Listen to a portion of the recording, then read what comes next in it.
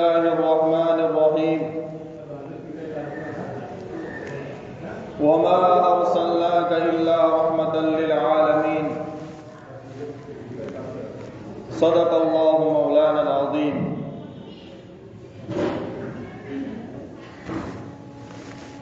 محترم دینی بھائیوں، دوستوں، بزرگوں،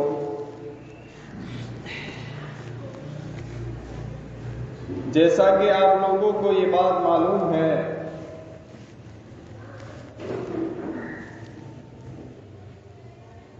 کہ ہمارا مضمون حضرت نبی کریم صلی اللہ علیہ وسلم کی سیرت کے اوپر چل رہا تھا،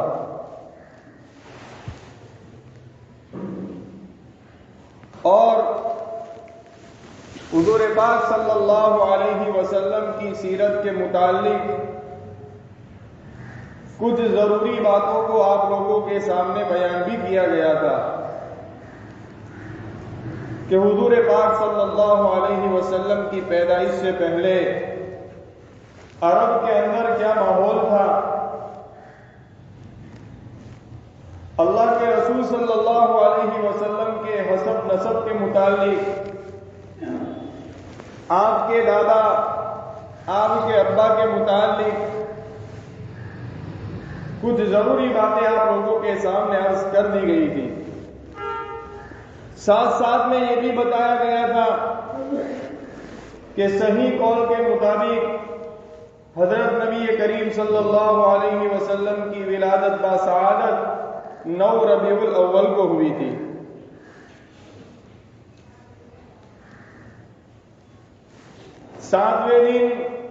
ولادت کے 7ویں دن عبد المطلب نے آپ کا عقیقہ کیا. حضرت آمینہ اور دادا عبد المطلب کے مشورے سے محمد احمد نام رکھا گیا. یہ کچھ ضروری بڑی بڑی جو باتیں تھیں وہ آپ لوگوں کے سامنے بیان کر دی گئی تھی. اللہ کے رسول صلی اللہ علیہ وسلم کی پیدائش کے کچھ دنوں کے بعد چونکہ عرب کے اندر یہ دستور تھا کہ عرب کے لوگ اپنے شیر خوار بچے کو دیہات اور قصبات کے اندر بھیج دیتے تھے، اور اس کی غرض یہ تھی کہ وہ شہری ماحول سے دور رہ کر قصبہ اور دیہات کے اندر عربی اور عربی زبان کی فصاحت و بلاغت کے ساتھ ساتھ وہ اپنی بچپن ہی کے اندر عرب کی خالص خصوصیات کو بھی اپنے اندر سمجھ سکے، جیسے شجاعت ہے، بہادری ہے، یہ ان کی خاص صفات ہیں عربوں کی. وہ آپ لوگوں کو اس کے بارے میں بھی بتایا گیا تھا. مہمان نوازی یہ ان کی خصوصیات ہے. تو وہ بچہ نوجوان اور وہ بچپن ہی کے اندر وہ عرب کی جو خصوصیات ہے وہ اپنے اندر سمجھ سکے. عرب کے اندر یہ دستور تھا کہ اپنے شیر خوار بچے کو وہ لوگ دیہات کے اندر بھیج دیتے تھے، وہاں بچہ نشو و نما پاتا تھا. اسی دستور کی وجہ سے سال کے اندر 2 مرتبہ عورتیں دیہات اور قصبات سے مکہ میں آیا کرتی تھی اور چھوٹے چھوٹے بچوں کو اپنے ساتھ لے جاتی تھی دودھ پلانے کے لیے، اور اس کے اوپر ان کو اجرت بھی ملتی تھی، جن اجرت کی وجہ سے وہ اپنے زندگی کے گزران کو چلایا کرتی تھی. اللہ کے رسول صلی اللہ علیہ وسلم کی پیدائش کے کچھ دنوں کے بعد دستور کے مطابق قبیلہ سعدیہ کی کچھ عورتیں مکہ کے اندر آئی اور انہوں نے شیر خوار بچے کو تلاش کیا. ان عورتوں کے اندر اور ان قبیلے کی عورتوں کے اندر ایک عورت حضرت حلیمہ بھی تھی. حضرت حلیمہ کی جو سہیلیاں ان کے ساتھ آئی ہوئی تھی ان کو تو بچے مل گئے، لیکن حضرت حلیمہ کو کوئی بھی بچہ نہیں ملا. وہ بچہ لینے کے اندر ناکام ہو گئی. اب کیسے ناکام ہوئی، کیا وجہ بنی، پھر آگے چل کر وہ کس طرح حضور پاک صلی اللہ علیہ وسلم تک پہنچی، وہ خود حضرت حلیمہ بیان فرماتی ہے. حضرت حلیمہ فرماتی ہے کہ قبیلہ حوازن، قبیلہ سعدیہ جو بھی کہو، قبیلہ سعدیہ قبیلہ حوازن میں کسی سال مکے کے اندر بچوں کی پیدائش کی خبر سنی جاتی تو ہمارے قبیلے کی عورتیں اجرت کے اوپر بچوں کو دودھ پلانے کے لیے مکہ کی طرف لپکتی تھی. ایک سال ایسا ہوا کہ ہمارے قبیلے کے اندر یہ بات اور یہ خبر پہنچی کہ مکہ کے رئیس اور مالدار لوگوں کے گھر آنے کے اندر بچے پیدا ہوئے ہیں. تو ہمارے قبیلے کی 10 عورتیں مکہ کی طرف روانہ ہوئی. میں بھی ان عورتوں کے ساتھ اپنے شوہر حارث ابن عبد العزا اور میرے چھوٹے سے بچے عبداللہ کے ساتھ میں روانہ ہوئی. ہمارے پاس ہم ایک سفید گدھی کے اوپر سوار تھے. ہمارے پاس ایک اونٹنی بھی تھی، لیکن خدائے پاک کی قسم ان کو اونٹنی ایک ذرہ برابر بھی دودھ کا ایک قطرہ نہیں دیتی تھی. قحط سالی کا زمانہ تھا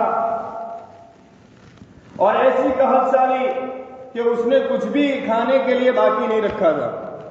ایسا قحط سالی کا زمانہ تھا. ہمارا وہ چھوٹا سا عبداللہ، چھوٹا سا بچہ پوری رات بھوک کی وجہ سے بلکتا تھا، جس کی وجہ سے ہماری نیندیں غائب ہو چکی تھی. ہم چین سے سو نہیں سکتے تھے. اس لیے ہم تو بارش اور خوشحالی کی امید لگائے ہوئے تھے. تو ہم اس کمزور اور لاغر سفید گدھی کے اوپر سوار ہوئے تاکہ ہم بھی بچے لینے کے لیے مکہ میں پہنچے. اب وہ ہماری گدھی اتنی سست تھی، اتنی کمزور تھی کہ دوسری جو سہیلیاں تھی وہ بھی ہماری سواری سے تنگ آ چکی تھی، اتنی تیز چلتی تھی. بہرحال کسی بھی طرح ہم مکہ میں بچے کو لینے کے لیے پہنچ گئے. میری سہیلیوں کو تو حضرت حلیمہ یوں فرماتی ہے کہ کوئی عورت ایسی نہیں تھی جن کے اوپر اللہ کے رسول صلی اللہ علیہ وسلم کو پیش نہ کیا گیا ہو. لیکن جب عورتوں سے یہ بات کہی جاتی کہ یہ بچہ یتیم ہے تو اللہ کے رسول صلی اللہ علیہ وسلم کو لینے سے لیے سب عورتیں منع کر دیتی، اس لیے کہ ان کو تو ان کے باپ سے داد و دہیش اور پیسے کی امید ہوا کرتی تھی. تو یہ سوچتی تھی کہ یہ یتیم ہے تو ان کے والد، ان کی والدہ، بیوہ والدہ اور ان کے دادا ہم کو کیا دے سکتے ہیں. بس یہی وجہ تھی کہ ہم سب نے اللہ کے رسول صلی اللہ علیہ وسلم کو لینے سے انکار کر دیا. میرے ساتھ جتنی بھی سہیلیاں آئی ہوئی تھی ان ساری سہیلیوں کو امیروں کے لڑکے مل گئے، امیروں کے امیر زادے مل گئے، لیکن اکیلی میں تھی جس کو کوئی بھی بچہ نہیں ملا. ہوا یہ کہ اب مکہ سے روانگی کا وقت آ گیا. میرے پاس کوئی بچہ نہیں تھا تو میں نے میرے شوہر حارث سے کہا کہ مجھے اس طرح خالی ہاتھ جانا اچھا نہیں لگتا. ایک کام کرتے ہیں کہ ہم اسی یتیم کو لے لیتے ہیں، خدا کرے کہ اللہ تبارک و تعالیٰ اسی یتیم کی برکت سے ہمارے برکتوں کے دروازے کھول دے. حضرت حارث نے کہا کوئی بات نہیں، اگر آپ چاہتے ہیں تو آپ اسی یتیم کو لے لیجیے. یہ فیصلہ کر لیا. رات کو ہم نے وہی پڑاؤ ڈالا جہاں پر ہماری سہیلیاں پڑاؤ ڈالے رکھی تھی. صبح ہوئی اور وہ رات حضرت حلیمہ فرماتی ہے کہ وہ رات ہماری آنکھوں کے اندر کٹ گئی، اس لیے کہ نہ میرے لیے اور میرے شوہر کے لیے کوئی کھانے کی چیز تھی اور نہ ہمارے جانوروں کے لیے ہمارے پاس کوئی چارہ تھا. ہمارا وہ چھوٹا سا بچہ عبداللہ پوری رات میرے پستان کو چوستا رہا، لیکن دودھ کا ایک قطرہ اس کے منہ کے اندر نہیں گیا، اس لیے کہ میں خود بھوک سے تھی تو میرے تھنوں کے اندر دودھ کیسے آتا. ایسے ہی ہم نے تو رات گزار دی. صبح ہوئی تو میں اس یتیم بچے کو لینے کے لیے روانہ ہوئی. حضرت آمینہ کے پاس گئی اور حضرت آمینہ سے پوچھا کہ بچہ ہے؟ آمینہ نے کہا کہ وہ بچہ ہے لیکن آپ نہیں لوگی۔ فرمایا کیوں؟ وہ یتیم ہے، کاش کہ آج اس کا باپ زندہ ہوتا۔ حضرت حلیمہ نے فرمایا کہ میں اسی یتیم کو لینے کے لیے آئی ہوں، آپ مجھے وہ بچہ دے دیجئے۔ حضرت حلیمہ فرماتی ہے کہ مجھے اس کی والدہ سے اتنی کی امید تھی کہ وہ ان کی والدہ اتنی رقم تو ضرور دے گی جس سے میں اور میرے شوہر کچھ کھا سکے اور میرے اٹھنی کے لیے، ہمارے جانوروں کے لیے چارہ خرید سکے، اتنی تو مجھے امید تھی۔ جب میں ان کے پاس گئی، بڑی خندہ پیشانی سے حضرت ان کی والدہ یعنی حضرت آمینہ پیش آئی اور مجھے انہوں نے اتنی رقم دی جو میری امید سے بڑھ کر تھی، جو میری امید سے بڑھ کر تھی۔ اور اللہ کے رسول صلی اللہ علیہ وسلم کو اس طرح میں لینے کے لیے گئی۔ میں نے کہا کہ وہ بچہ کہاں ہے؟ اللہ کے حضرت حلیمہ فرماتی ہے کہ اللہ کے رسول صلی اللہ علیہ وسلم جس کمرے کے اندر سو رہے تھے، اس کمرے کے اندر جیسے ہی میں داخل ہوئی، ایسی خوشبو مہکی، گویا مجھے یوں لگا کہ جنت کا کوئی در کھل گیا ہے۔ اللہ کے رسول صلی اللہ علیہ وسلم سفید لباس پہنے ہوئے سو رہے تھے، سفید لباس پہنے ہوئے سو رہے تھے۔ حضرت حلیمہ فرماتی ہے کہ وہ بچہ جس کو میں مجبوراً یتیم سمجھ کر لینے کے لیے گئی تھی، جب میں نے اس کی خوبصورتی دیکھی، خدا پاک کی قسم کھا کر کہتی ہوں ایسا خوبصورت اور ایسا حسین میں نے کبھی نہیں دیکھا تھا۔ میں نے حضرت آمینہ سے کہا کہ بہن، اتنا حسین اور اتنا خوبصورت بچہ میں نے آج تک نہیں دیکھا۔ اللہ تعالیٰ نے فرمایا حلیمہ، تم نے ایسا حسن دیکھا نہیں، ہم نے ایسا شاہکار بنایا بھی نہیں ہے، اور ہم نے اس ڈھانچے کو ہی توڑ دیا ہے جس ڈھانچے کے اندر حضور پاک کی ہم نے شکل و صورت بنائی تھی۔ حضرت حلیمہ نے اللہ کے رسول صلی اللہ علیہ وسلم کو لیا، اپنے سینے سے لگایا۔ حضرت حلیمہ فرماتی ہے کیا ہوا پھر؟ وہی کہ حضرت حلیمہ کے برکتوں کے دروازے کھل گئے۔ جیسے ہی میں نے حضور پاک صلی اللہ علیہ وسلم، ابھی تو بچے ہیں، سینے سے لگایا، میری وہ چھاتی جن کے اندر سے دودھ کا ایک قطرہ نہیں ٹپکتا تھا، وہ چھاتی دودھ سے لبریز ہو گئی۔ اللہ کے رسول صلی اللہ علیہ وسلم نے میری داہنی جانب سے دودھ پیا اور خوب پیٹ بھر کر دودھ پیا۔ میں نے حضور پاک صلی اللہ علیہ وسلم کو بائیں جانب دودھ پلانے کی کوشش کی، لیکن میری کوشش کے باوجود اللہ کے رسول صلی اللہ علیہ وسلم نے میری بائیں جانب سے دودھ نہیں پیا۔ کتابوں میں لکھا ہے اللہ کے رسول صلی اللہ علیہ وسلم جب تک حضرت حلیمہ کے پاس رہے، آپ نے کبھی بھی بائیں جانب سے دودھ نہیں پیا، اور کبھی ایسا نہیں ہوا کہ اللہ کے رسول صلی اللہ علیہ وسلم نے ان کے بستر یا ان کے کسی کپڑے کو پیشاب یا پاکخانہ سے ناپاک کیا ہو۔ حضرت حلیمہ فرماتی ہے میں حیران تھی کہ یہ بچہ بائیں جانب سے دودھ کیوں نہیں پیتا۔ جب میں آگے چلی، کچھ دن ہوئے، میں نے حضور پاک صلی اللہ علیہ وسلم کی برکتوں کو اور ان کے کارناموں کو دیکھا تو میں اس نتیجے کے اوپر پہنچی اور میں نے یہ سوچا کہ آخر یہ بچہ کیوں کر دودھ پیے گا، کیونکہ اس کو تو یہ علم دیا گیا ہے کہ یاد رکھنا کہ تیرا ایک رضاعی بھائی ہے، اس کا بھی حق ہے دودھ پینے کا۔ واہ آمینہ کے لال، عبداللہ کے لگتے جگر، تو نے پہلے ہی دن سے دنیا کے اندر ہم سے عدل و انصاف کی روایت قائم کر دی تاکہ قیامت تک تیرے عدل و انصاف کے ڈنکے بجتے رہے۔ پہلے ہی دن سے انصاف۔ حضرت حلیمہ فرماتی ہے پھر میں اس بچے کو لے کر جہاں میری سہیلیوں نے پڑاؤ ڈالا تھا وہاں میں تشریف لے گئی۔ میں وہاں پہنچی، رات ہوئی تو میرے شوہر حضرت حارث نے چاہا کہ چلو اٹھ کر اونٹنی کے اندر سے کچھ دودھ نکلے تو ہماری غذا بن جاوے اور ہمارے لیے کافی ہو جاوے۔ حضرت حارث اونٹ کو دوہنے کے لیے کھڑے ہوئے۔ جب وہ اونٹنی کے پاس پہنچے، وہ اونٹنی جس کے تھنوں کے اندر دودھ کا ایک قطرہ نہیں تھا۔ حضرت حارث وہاں پہنچے، دیکھا کہ اونٹ کے تھن دودھ سے لبریز ہے، دودھ سے لبریز ہے۔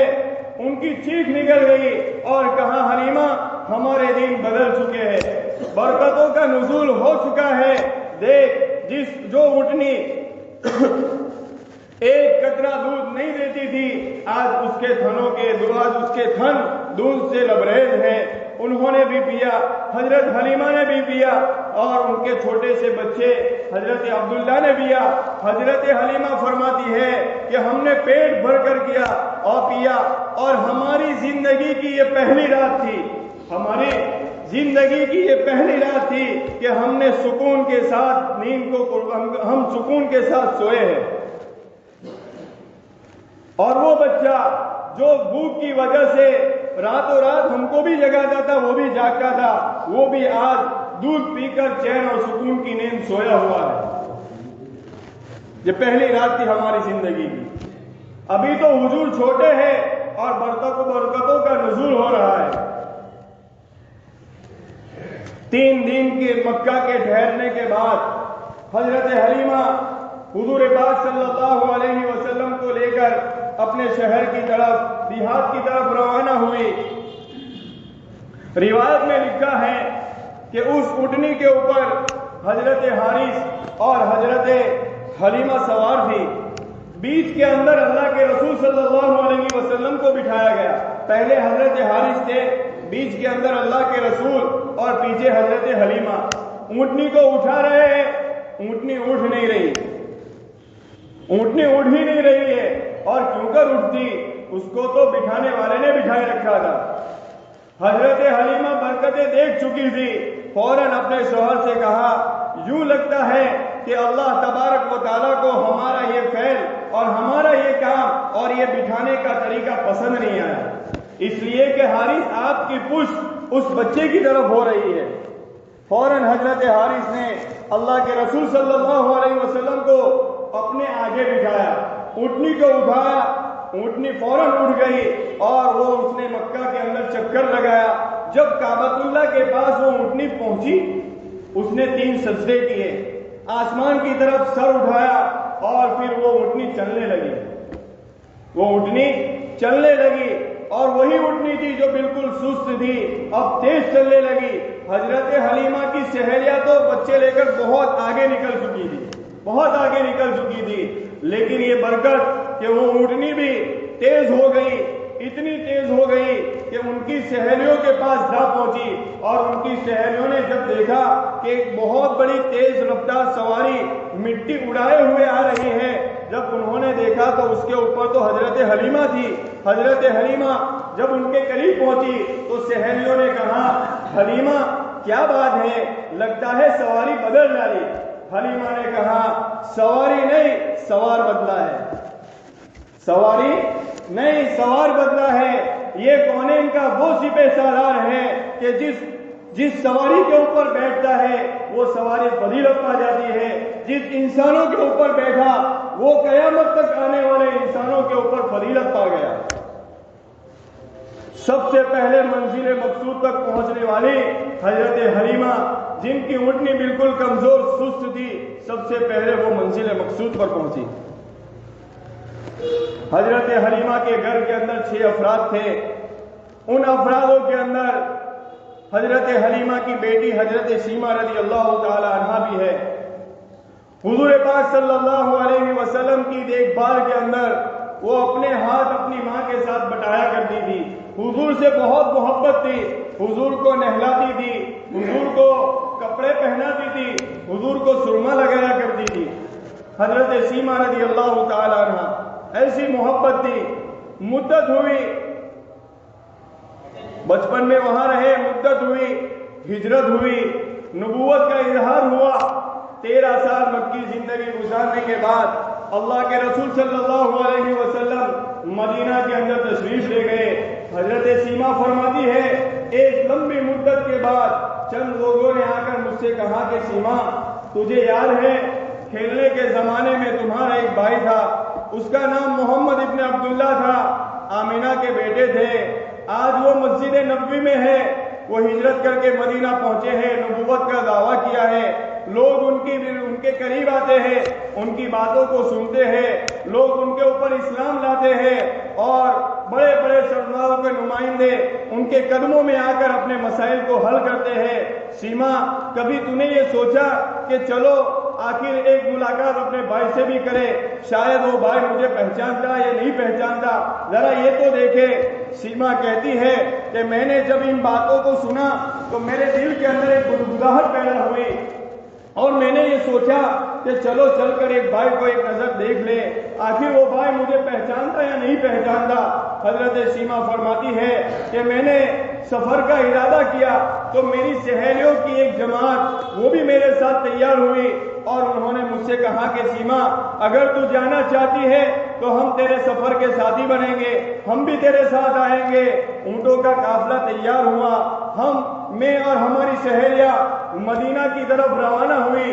جب ہمارا قافلہ مدینہ کی سرحد کو پہنچا تو وہ صحابہ جو مدینہ کے حدود کی حفاظت کر رہا تھا اور وہاں حضور پاک صلی اللہ علیہ وسلم کی نگرانی کے اندر لگا ہوا تھا، جب انہوں نے دیکھا کہ اس طرح ایک اجنبی عورتوں کا قافلہ آیا ہے، ان کا لباس بھی مدینے کے لباس کی طرح نہیں ہے، تو صحابہ نے اس قافلے کو روک دیا، اور صحابہ نے کہا کہ تم کہاں سے آئے ہو، کون ہو، اور کس سے ملنے کے لیے آئے ہو؟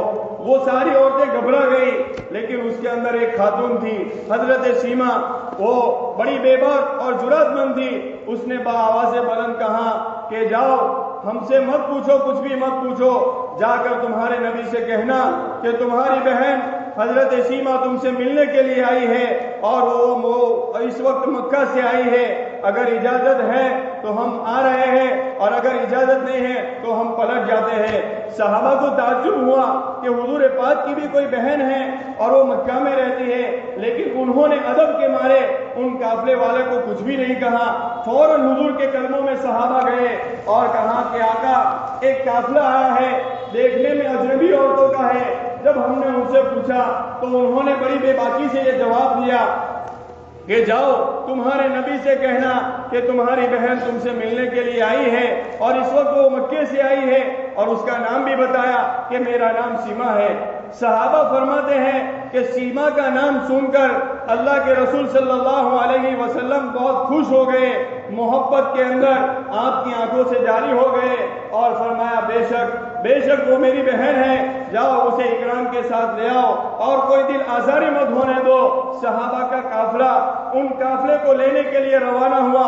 ادھر اللہ کے رسول صلی اللہ علیہ وسلم نے آواز دی کہ مسجد نبی کے صحن کو صاف کرو اور یہاں ایک چادر بچھا دو تاکہ میں میری بہن کا اکرام کروں، میری بہن کا اکرام کروں، ان کے ساتھ اچھا سلوک کروں۔ حضرت سیما رضی اللہ تعالیٰ عنہ فرماتی ہے ہمارا قافلہ جب مسجد نبوی کے صحن میں پہنچا، ہم نے دیکھا آپ سے محبت کرنے والوں کی ایسی جماعت ہے کہ ایسی جماعت دنیا میں آج تک میں نے کبھی نہیں دیکھی، کہ جب آقا دوسری طرف دیکھتے ہیں تو صحابہ آپ کو دیکھتے ہیں، اللہ کے رسول جب صحابہ کو دیکھتے ہیں تو ادب کے مارے نگاہیں نیچی ہو جاتی ہے۔ صحابہ نے حضور کی محبت کا ایسی مثال قائم کر دی، اور انہوں نے ایسی محبت کا ثبوت دیا کہ حضور کے دنیا میں پردہ فرمانے کے بعد جب صحابہ سے یہ بات کہی جاتی کہ آپ کے آقا کا حلیہ بیان کرو، تو صحابہ کے ایک بہت بڑا مجموعہ یوں کہتا کہ ہماری طاقت کہاں تھی، ہماری کیا حیثیت تھی، ہم نے حضور پاک صلی اللہ علیہ وسلم کو محبت میں کبھی جی بھر کر دیکھا ہی نہیں ہے۔ وہ تو ابو بکر اور عمر کا مقام تھا جو بلا واسطہ فیس ٹو فیس حاصل کیا کرتا تھا۔ حضرت سیما رضی اللہ تعالیٰ عنہ یہ منظر دیکھ رہی تھی۔ حضرت سیما فرماتی ہے حضور کے اخلاق اور حضور کے مرتبے کا میرے اوپر ایک رعب پڑنے لگا۔ حضور پاک صلی اللہ علیہ وسلم نے جب مجھے دور سے آتے ہوئے دیکھا، حضور پاک صلی اللہ علیہ وسلم تیزی سے اپنی جگہ سے تیزی سے اٹھ گئے اور اپنی چادر مبارک جو آپ نے اپنے کندھے کے مبارک کے اوپر ڈال رکھی تھی اسے تیزی سے زمین پر بچھا دیا، اور پھر فرمایا کہ سیما اپنی سہیلیوں کو ادھر بٹھا دے اور تو میرے قریب آ جا۔ حضرت سیما فرماتی ہے کہ میری چیخ نکل گئی اور میں نے کہا کہ آقا اتنی بڑی گستاخی کہ آپ کی اس مقدس چادر کے اوپر میں اپنے ناپاک قدم کیسے رکھ سکتی ہوں؟ اللہ کے رسول نے فرمایا سیما تو میری بہن ہے، مدتوں کے بعد اللہ نے تجھے مجھ سے ملایا ہے، بس میرا دل یہ چاہتا ہے کہ میں تجھ سے محبت پیش کروں، اخلاق پیش کروں، میں نہیں چاہتی ہوں تو نیچے بیٹھے، تو میری اس چادر کے اوپر بیٹھ جا۔ حضرت سیما رضی اللہ تعالیٰ عنہ کو اپنی چادر مبارک کے اوپر بٹھایا، پھر کہا کہ سیما وہ بچپن کے زمانے کے یاد کرو کہ جب تم اور میں حضرت حلیمہ کے گود کے اندر کھیلا کرتے تھے ایک بار، اور جب تم دور جاتی تھی تو میری محبت کے اندر دور سے بھاگ کر میرے پاس واپس آتی تھی کہ کہیں مجھے کوئی تکلیف تو نہیں پہنچی، میں سلامت ہوں کہ نہیں۔ سیما تجھے یاد ہے کہ محبت میں ایک مرتبہ محبت سے تو نے اپنے دانتوں سے مجھے کچڑا تھا، اس کے نشان آج بھی میری کوہنیوں کے اوپر اور موڑے کے نیچے موجود ہے۔ جب تو یاد آتی ہے میں ان نشانوں کو پیار کر کے تیری محبت کو یاد کرتا ہوں۔ حضرت سیما کہتی ہے میرا کلیجہ پگھل گیا اور میں نے کہا کہ محمد اے اللہ کے رسول، میں آئی تو تھی محمد ابن عبداللہ کو ملنے کے لیے، لیکن اب میری زبان محمد الرسول اللہ صلی اللہ علیہ وسلم کہنے کے لیے بےتاب ہے، آپ مجھے وہ ایمان کا کلمہ پڑھا دیجئے اور سب سے پہلے اپنی غلامی میں مجھے داخل کر دیجئے۔ اللہ کے رسول صلی اللہ علیہ وسلم نے اپنی بہن کو ایمان کی دولت سے سرفراز فرمایا آقا آپ کتنے کریم ہیں کہ اپنی میری بہن کو آپ نے محبت میں کھینچے یہاں تک پہنچایا اور اس کو جہنم کے شعلوں سے بچانے کے اسباب آپ نے پیدا فرما دیے۔ حضرت سیما رضی اللہ تعالی عنہ نے حضور پاک کو اخلاق دیکھا، حضور پاک کے اخلاق کو دیکھ کر حضرت سیما فرماتی ہے میرا کلیجہ ہی پگھل گیا۔ اللہ کے رسول صلی اللہ علیہ وسلم نے ایمان کا کلمہ پڑھایا، پھر کہا کہ بہن اگر تم مدینے میں رہنا چاہتی ہے تو بتا میں تیرے رہنے کے لیے انتظام کر دوں، اگر تو جانا ضروری سمجھتی ہے تو میں تیرے جانے کا انتظام کر دوں۔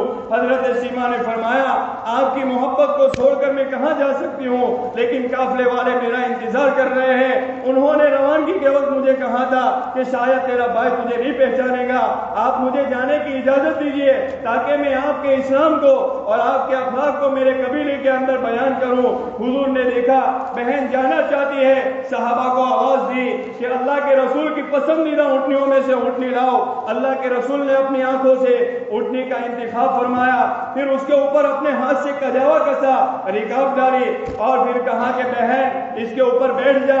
اللہ کے رسول سے حضرت سیما کہتی ہے میری چیخ نکل گئی، میرا کلیجہ پگھل گیا، میں نے کہا کہ آقا اتنی بڑی گستاخی۔ پھر حضرت سیما پھر اونٹنی کے اوپر بیٹھنے کے لیے حضرت سیما کو تکلف ہوا تو اللہ کے رسول صلی اللہ علیہ وسلم نے فرمایا بہن تجھے بیٹھنے کے اندر تکلیف ہو رہی ہے، میں بیٹھ جاتا ہوں، تو اپنے پیر میرے کاندھے کے اوپر رکھ اور اس کے بعد اس کے اوپر بیٹھ جا۔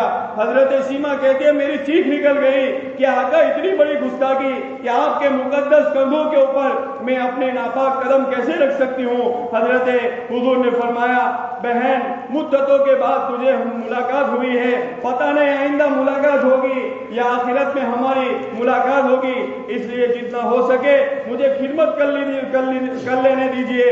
اللہ کے رسول صلی اللہ علیہ وسلم نیچے بیٹھ گئے، حضرت سیما ان سہاروں لے کر اونٹنی کے اوپر بیٹھی۔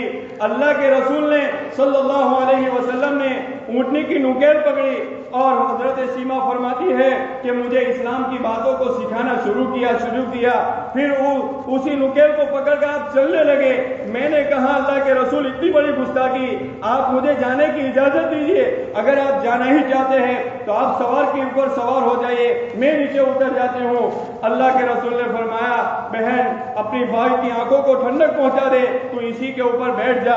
اللہ کے رسول صلی اللہ علیہ وسلم نے مسجد نبوی سے لے کر مسجد قباء تک 3 کلومیٹر کا 3 میل کا فاصلہ اپنے ہاتھ سے نکیل پکڑ کر اپنی بہن کو رخصت کیا۔ حضرت سیما فرماتی ہے میں اپنے بھائی کی جدائی کے غم کو لے کر واپس چلی ہوں، اور جب میں مکے میں پہنچی میری سہیلیوں کا قافلہ وہاں تیار تھا، انہوں نے مجھے گھیر لیا اور کہا کہ سیما تو ہمیں بتا تجھے کیا ہوگا، ہم گھبرا گئے تھے، آنے میں تو نے بہت دیر کر دی، ہمیں تو یہ ہوگا تو کوئی حادثے کا شکار ہو گئی یا تو اپنے بھائی کی محبت کے اندر تمہیں وہاں ہی پڑاؤ ڈال ڈالا۔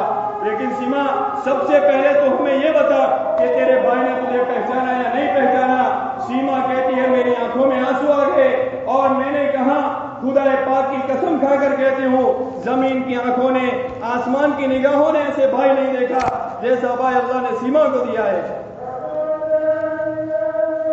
پھر میں نے حضور پاک صلی اللہ علیہ وسلم کے اخلاق کو بیان کیا کہ میرے بھائی کے اخلاق ایسے ہیں، انہوں نے میرے ساتھ ایسا سلوک کیا۔